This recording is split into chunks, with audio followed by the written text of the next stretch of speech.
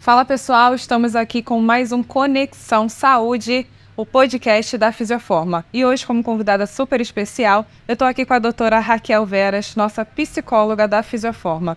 Olá, doutora, tudo bem? Olá, boa tarde, tudo bem, doutora? Como vai? Boa tarde. Bem, falar de psicologia é sempre muito complexo, são diversos assuntos e o ser humano ele é muito complexo em si, né?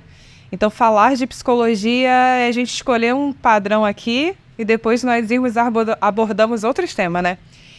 O primeiro, na verdade, eu queria que você se apresentasse aí para o pessoal primeiro. Fala um pouquinho de você, fala um pouquinho de como é a sua consulta, para depois a gente entrar em alguns temas mais específicos. Boa tarde a todos, eu me chamo Raquel Veras, eu sou psicóloga clínica com pós-graduação em avaliação psicológica e psicodiagnóstico. Eu atuo na abordagem de TICC, que é a cognitivo-comportamental, né? É uma abordagem que vai trabalhar a questão dos esquemas, comportamento, né, do indivíduo com relação ao meio, né?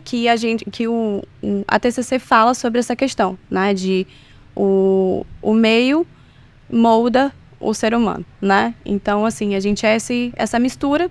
E a partir dessa interação entre o meio e o indivíduo vai acontecendo diversos fatores que vão trazendo para nós repertórios. Muitas vezes repertórios que acabam se tornando comportamentos disfuncionais. E dentro de terapia nós temos essa identificação, fazemos a identificação do que está acontecendo com esse paciente. Dentro de terapia, quando o paciente chega, por exemplo, no primeiro contato a gente deixa o paciente falar abertamente. Muitas vezes ele nem sabe por onde começar, porque ele dá uma travada, né? O nervosismo faz isso com a gente. E aí eu vou fazendo perguntas estratégicas para que ele consiga se sentir mais à vontade e falar, né? O porquê que ele está ali buscando terapia. Muitas vezes ele não entende nessa primeira sessão o porquê ele está ali, mas ele entende a necessidade. E a partir dessa pequena necessidade eu vou fazendo várias perguntas e aí vou construindo uma ponte também, porque o vínculo com o paciente é muito importante.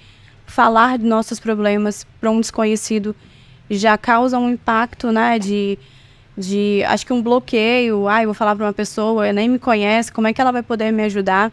Então, ali dentro da terapia eu mostro que é um lugar seguro, que ele pode, de fato, confiar que ele está com uma profissional e ele vai poder falar sobre o que ele se sentir, na verdade, mais à vontade possível, e eu vou direcionando de acordo com a necessidade. Mas a primeira consulta, dependendo da situação, eu busco deixar o paciente mais livre. Mas eu percebo que em alguns determinados momentos é necessário fazer uma intervenção. E a partir dessa primeira consulta eu consigo desenhar a próxima sessão. E aí já consigo trazer ferramentas para auxiliar esse paciente e aí fazer o tratamento dele ser efetivo. Você falou uma coisa que me chamou uma atenção. Você falou que o meio corrompe os bons costumes. Mais ou menos isso? Não, o meio determina nossos comportamentos, né? A cognitivo comportamental, ela fala muito sobre isso, né? Nós temos comportamentos e as nossas interações acabam sendo modificadas. Não é uma uma corrupção que a gente pode chamar, mas é um comportamento que ele vai se moldar. Por exemplo, nós temos, para quem é mãe, né, e tem filhos, essa criança ela não sabe repertórios, né, como não colocar o dedo na tomada, por exemplo. Nós vamos ensiná-la que aquilo ali é algo que pode, se ela fizer, vai machucá-la. Então, a gente vai ensinando. Crianças que crescem em lares muito abusivos, onde o pai é muito agressivo com a mãe, por exemplo. Se essa criança cresce nesse lar, ela vai... Qual é o padrão de relacionamento que ela acaba aprendendo? De que o amor é agressivo, né? Enfim, assim, é só um exemplo, porque tem uma vasta, né, discussão sobre isso. Mas, assim, comportamentos que as crianças vão aprendendo, né? Não só comportamentos ruins, mas comportamentos positivos. Vamos supor uma pessoa de um lar cristão, que tem o devocional toda semana. Essa criança vai, quando chegar naquele dia, naquele horário, ela mesma vai ter o comportamento de pegar a Bíblia ou então o livrinho dela, vai se sentar ali perto da família, porque ela entende que aquela rotina é familiar. Então, é basicamente isso, o comportamento, né, do ser humano, ele vai determinando os demais. No meio do empreendedorismo se fala muito sobre ambiências, né? Novas pessoas, novas ações e novos resultados. Existe alguma técnica ou algum tipo de feeling, percepção para a gente ter quando a gente está involuntariamente num ambiente tóxico e acha que aquilo está fazendo bem para a gente? Essa pergunta é um pouco complexa, né? Porque se você for o empresário, no caso, muitas vezes esse empresário tem muita pressão, né? E ele acaba, de forma, vamos dizer ali, inconsciente, direcionando essa pressão aos seus funcionários. Então, ele vai criando os critérios de regra dele, enfim, vai impondo e muitas vezes acaba se tornando um pouquinho mais excessivo do que deveria ser. O que a gente consegue, nesses casos, assim, tentar trazer como dica? É que o empresário ele se olhe, tente analisar, faça reuniões com a sua equipe, peça feedback. Eu sei que muitas vezes os funcionários sentem receios, porque se eu falar, eu vou ser demitido. Mas talvez uma urna onde eles possam colocar de forma anônima um comentário ou alguma dica que possa, de fato, desenvolver a habilidade entre eles ali, pode ajudar, pode facilitar, né? Ele não precisa saber quem foi que fez, né? Mas ele entender que ali existem pessoas que estão sentindo que essa liderança está sendo um pouco abusiva. O bom de ter a psicóloga trabalhando com a gente é que ajuda até na parte de gestão de pessoas, né? Sim, isso vale muito para relacionamento também, né? Às vezes a mulher, principalmente, quando ela tá no relacionamento assim, mais abusivo, que ela não percebe isso. Não percebe. Tu acha que a psicologia, de uma certa forma, ajuda nisso? Com toda certeza. Como eu falei, né? Nós temos um mundo muito machista. E as mulheres, elas crescem achando, muitas vezes, que elas precisam ser mais submissas aos seus companheiros, às suas relações. E elas acabam tendo comportamentos que são disfuncionais, né? Então, ela se casa, por exemplo, ou ela está prestes a casar, né? E aí ela fala para a mãe. E a mãe chega e fala, olha, minha filha, você vai casar, você vai ser feliz, você vai fechar os olhos para algumas coisas. Olha, o homem é assim mesmo. Então, assim, nós mulheres vamos validando comportamentos que os homens têm, né? E não deveriam ter. E isso é um ciclo. E aí a mulher se casa, vem os filhos, vem as responsabilidades, vem os bens. Dependendo da situação que essa mulher se encontra, às vezes ela precisa fechar os olhos para ela continuar mantendo aquele casamento por aparência, por exemplo, ou porque ela precisa criar os filhos dela. Enfim, N fatores fazem com que uma mulher se mantenha dentro de um relacionamento abusivo, por exemplo, né? Ou um relacionamento que já não é mais um corresponde ao outro, onde o amor já acabou e ambos vivem já vidas separadas, mas estão casados por conveniência, porque separar vai demandar um gasto muito grande, porque já tem muitos bens ali adquiridos. Enfim, cada vida, uma complexidade. São assuntos muito complexos, né? Ainda mais assim, quando a gente fala de submissão, teoricamente, submissão não é você obedecer ordens, é você estar debaixo da mesma missão, né? Em função de propósito, né? Sim. Então, esse tudo é muito relativo. Mas, assim, entrando no assunto sobre TDAH, né? Que hoje a gente vê que existem muitos diagnósticos de TDAH, são muitas crianças, são muitos adultos que depois de muitos anos descobriram, agora eu tô com TDAH. Né? Existe essa quantidade toda de diagnóstico mesmo? Será que isso ficou em oculto durante muito tempo? Ou o TDAH vem sendo confundido com algum outro tipo de patologia? Certo. Bom, o TDAH, ele sempre existiu, né? O transtorno de déficit de atenção sempre existiu. Mas hoje nós temos ferramentas, né? Temos acesso à saúde, o que faz com que as pessoas possam buscar, entender e se compreender. Apesar de ainda ser um tabu para a sociedade buscar ajuda psicológica, existe já uma grande demanda. E essa demanda, muitas vezes, ela acontece com nossos filhos, que é quando a gente tem um filho e a gente percebe que essa criança está um pouco mais agitada, né? E alguma coisa está ali disfuncional, por exemplo, né? E faz com que a gente se perceba e se olhe, olha, eu me identifiquei com alguns comportamentos do meu filho tem vários traços de TDAH, vou buscar ajuda. Aí chega no consultório, doutora, eu tenho um TDAH. Aí você tem TDAH? Sim, não, eu me vejo no meu filho. Tudo que meu filho faz, eu também faço, entendo meu filho, eu tenho TDAH. E aí eu vou conversando com ele, vou tentando entender como é a vida dele, porque o TDAH, muitas vezes, ele tem algumas características que a ansiedade provoca, né? Então, a ansiedade, muitas vezes, ela faz com que nós tenhamos comportamentos muito parecidos com o TDAH, né? A diferença entre um e o outro é que o processo de ansiedade faz com que a gente tenha muita preocupação excessiva com o trabalho, com a escola, com relacionamento familiar, e é uma questão excessiva. E faz com que a gente sempre fique acelerados, vamos dizer assim. E acaba tendo déficit de atenção em outras áreas, né? Exatamente. E aí a gente vai tentando fazer com que tudo fique muito imediato, tentando resolver as coisas, ou às vezes encobrindo, né, de fato, uma problemática, e a gente vai deixando outras áreas de lado, a gente vai esquecendo algumas coisas, a gente vai tendo um baixo desempenho em algumas áreas, e aí a gente vai achando que tem um TDAH, mas na verdade não.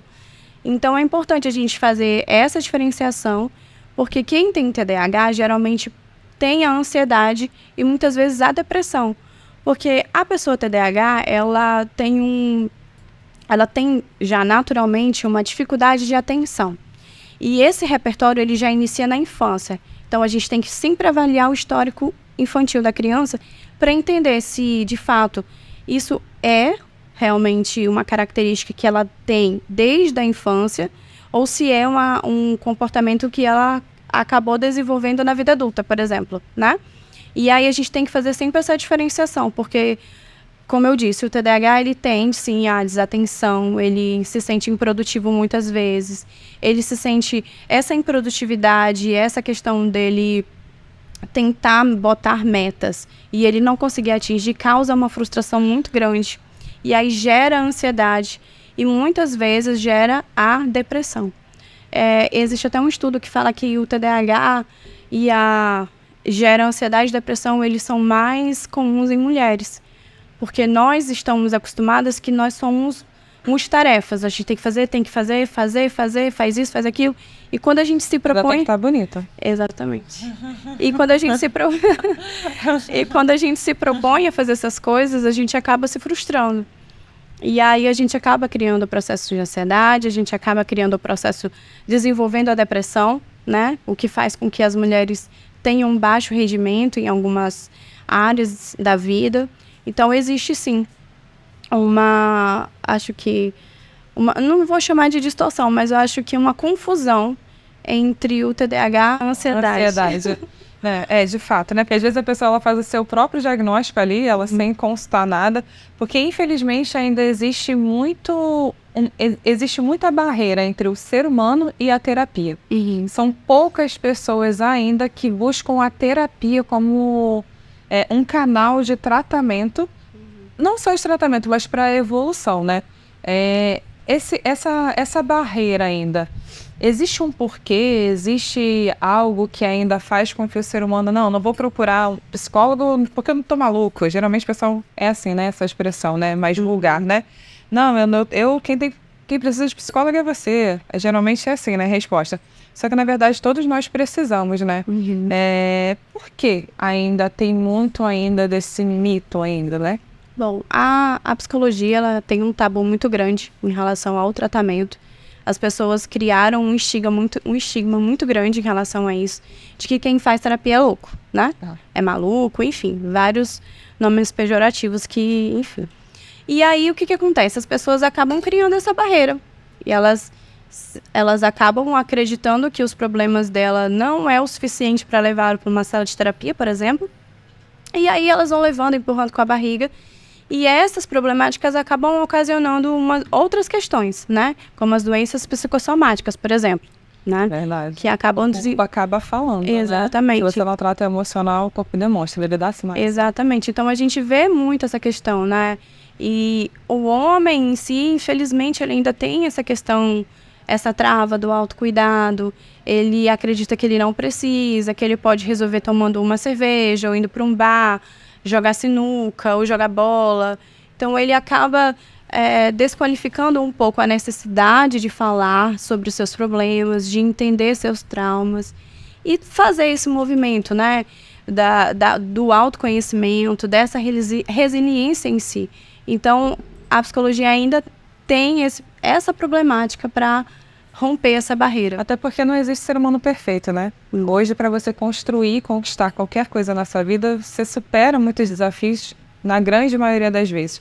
Até o fato de você estudar, você escolher um curso superior para você poder fazer, depois você dá início ali à sua jornada, né? Então, são desafios após desafios que você vai enfrentando e não necessariamente... Você tem que aprender a lidar. Sim. Até porque o ser humano ele tem uma mania de achar que a grama do vizinho é mais verde do que a dele, é mais bem cuidada do que aquele. Porque às vezes ele está olhando para os outros e não está olhando para ele mesmo, né? Mas eu, particularmente, eu considero essa parte da terapia algo que é sensacional para quem quer evoluir. Com certeza. Para quem quer se doar de uma maneira, porque a gente só emana aquilo que a gente está cheio. Essa é a verdade, né? Então, se você se trata, se você constrói ali uma linha de pensamento mais aberta, uma linha de pensamento mais ampla, onde você vai conseguir lidar com outras pessoas à sua volta, sem você depositar em outras pessoas os seus traumas, eu acho que isso é uma maturidade que... poucos têm. O pessoal tem que começar a estar preparado para esse assunto, porque eu escuto muito dizer assim, o pessoal não está preparado para esse assunto ainda, né? Sobre falar sobre a parte de maturidade emocional. Mas acho que está na hora da população já começar a se preparar para esse assunto, até para... Eu falo a questão humanidade, né? Evoluir, né? De uma certa forma. Porque não adianta só a tecnologia evoluir, o ser humano involuir, né? Sim. Não tem como. Com certeza. E falando um pouco sobre... se você não coloca para fora suas emoções, na grande maioria das vezes o corpo ele começa a somatizar tudo isso, né? A gente trabalha também muito com a linha da cirurgia bariátrica, né? Eu acredito que uma das questões que o nosso paciente, quando ele chega a um determinado peso, falando através de estudos, né? Algumas são congênitas, né? São patológicas, vêm, né, de berço ali a obesidade. Crianças, os pais, quando eles são obesos, eles também são propensos a gerarem filhos obesos também, até por conta do meio, né? Dos costumes e tudo mais. Mas assim, em como a relação psicologia e obesidade, ela está entrelaçada, ela está envolvida ali. Bom, a psicologia, em relação ao tratamento das pessoas que estão em processo de emagrecimento, né, ou vão passar pela cirurgia bariátrica, ela é essencial. Porque existem ali, a pessoa que tem a comorbidade, ela está ali já cansada, né, então ela vai buscar a cirurgia bariátrica como o último recurso. Só que muitas vezes a gente precisa entender essa história de vida desse paciente, saber qual foi em que momento ele realmente sentiu a necessidade de procurar o emagrecimento, ou há quanto tempo vem essa luta, né, contra a balança, e entender quais foram a historicidade dele, se ele sofreu bullying, se ele tem rejeição. Então, tudo isso a gente precisa entender porque, como eu havia dito, a gente acaba criando pensamentos disfuncionais. E esses pensamentos disfuncionais fazem com que a nossa autoestima vá lá para baixo. Então, as pessoas, quando geralmente olham uma pessoa obesa, já viram a cara, já tem um preconceito ali estabelecido. A pessoa vai sentar e não tem uma cadeira adequada, a cadeira quebra e ela se coloca numa situação vexatória e as pessoas riem ao invés de ajudar. Então, são várias situações que vão enchendo esse copo, vamos dizer assim, fazendo com que essa pessoa comece a ter pensamentos muito complexos, disfuncionais, como o da baixa autoestima, de achar que é um inútil, de achar que é uma pessoa feia, porque estabelecemos que o padrão de beleza é uma pessoa magérrima, né? Então, esse é o padrão aceitável. Essa pessoa quer atingir. E aí, o que ela fez ao longo desse percurso para tentar chegar lá? Às vezes, ela comeu e provocou um vômito. Às vezes, ela fingiu que comeu, mas não comeu. Aí foi para o quarto, se entupiu de outras coisas. Enfim, existem várias questões que nós precisamos trabalhar e precisamos fazer essa psicoorientação para esses pacientes, para que eles possam entender que muito desses comportamentos ou desses pensamentos que eles acabam tendo como rotina diária, são pensamentos que podem, sim, ser modificados, eles podem se perceber de uma maneira muito mais saudável e bonita, enfim, e ter força de vontade, né? Então, assim, a gente fala que a gente faz o tratamento pré, durante e o pós, né? Então, o pré seria isso, trabalhar essa consciência, em falar com esse paciente, entender que ele precisa, de fato, manter um comportamento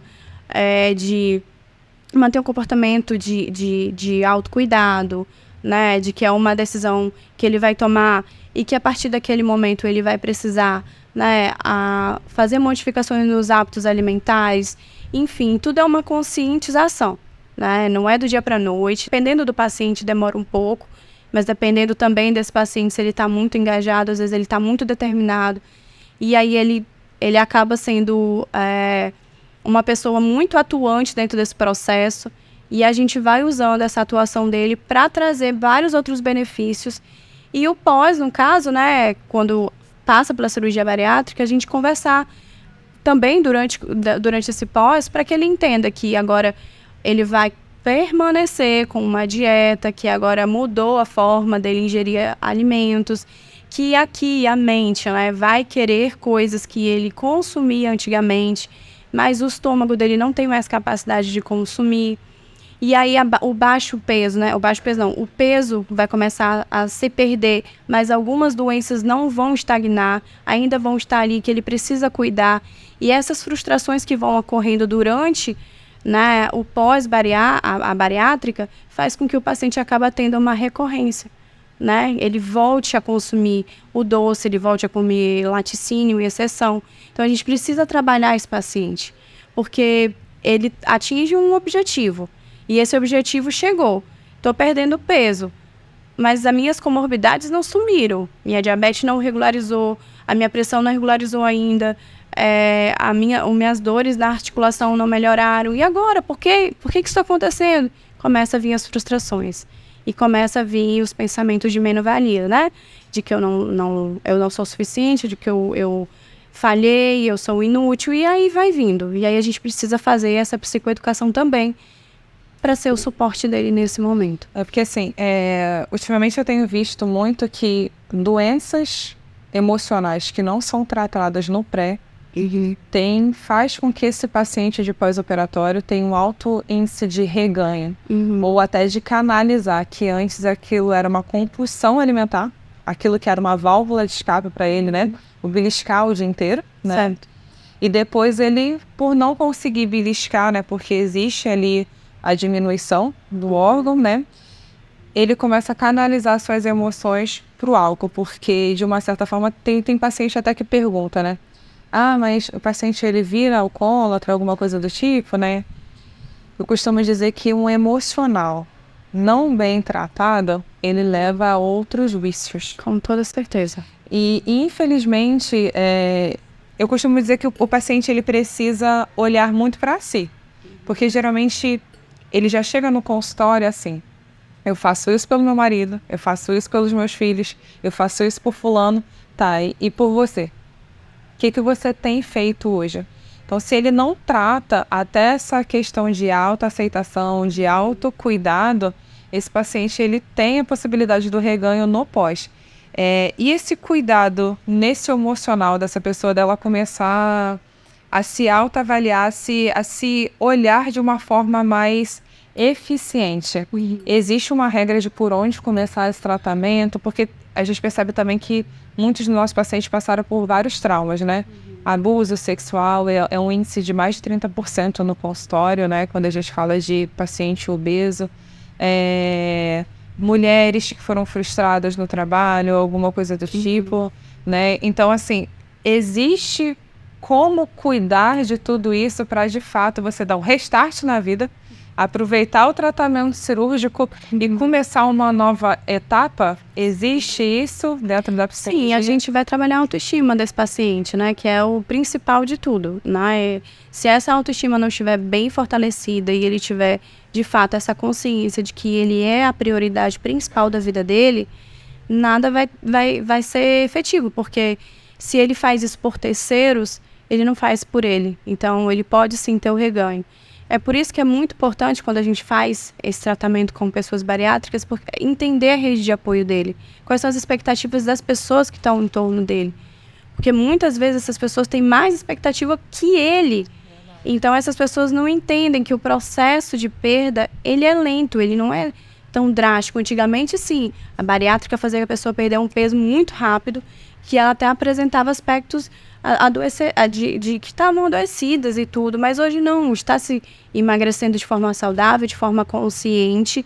Então existe toda uma equipe multidisciplinar que vai ajudar, o fisioterapeuta, o psicólogo, o fono, o psiquiatra, todos eles vão estar ali nessa rede de apoio para que ele possa entender que não é só uma questão orgânica, e sim metabólica, né? Então eles de fato precisam ter essa consciência e se amar em primeiro lugar. Então a gente, quando é identificado dentro de terapia, é muito importante trabalhar essa autoestima. Então tem técnicas que a gente vai para frente do espelho com esse paciente e aí a gente pede para ele falar sobre um pouquinho sobre ele, sobre o que ele está vendo.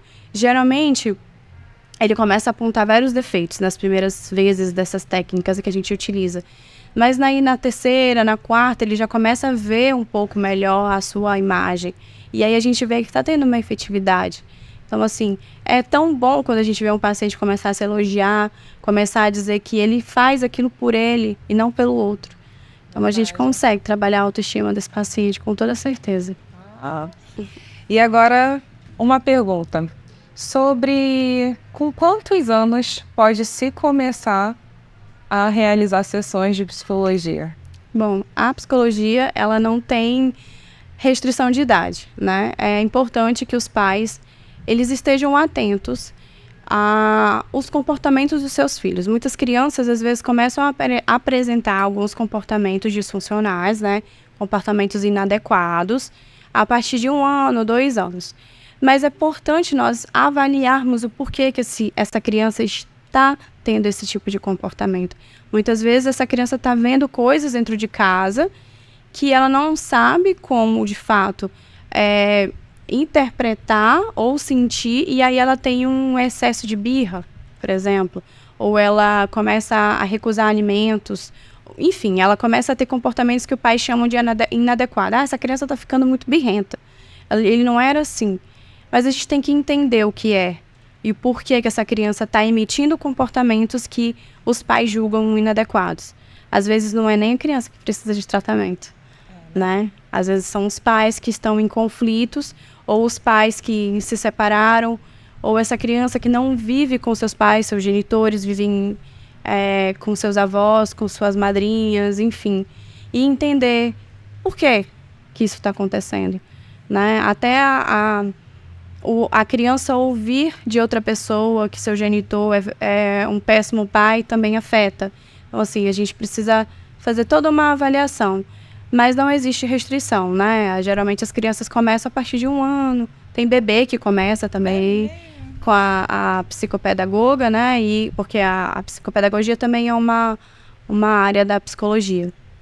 Tem a neuropsicologia também, que trabalha com as crianças. Então, assim, nós não temos restrições de idade. É claro que vai começar a partir, né, dessa interação do bebê com um pai e a mãe, né? A partir lá dos seus 6, 7 meses, a criança começa a emitir comportamentos esperados. E aí, quando essa criança passa desse período e ela não emite esses comportamentos, os pais estranham, né? A gente também tem muitos profissionais aí que falam...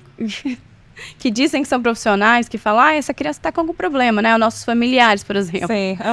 Que dão os pitacos, né? São os profissionais emprestados ali, né? Os parentes. Isso, e aí eles falam, olha, essa criança aí não fala, tem alguma coisa errada com essa criança. Aí o pai, né, olha e vê, tenta entender se tá no excesso de telas, por exemplo. Enfim, tem que realmente ser avaliado. Complexo, né? Para finalizar aqui, né?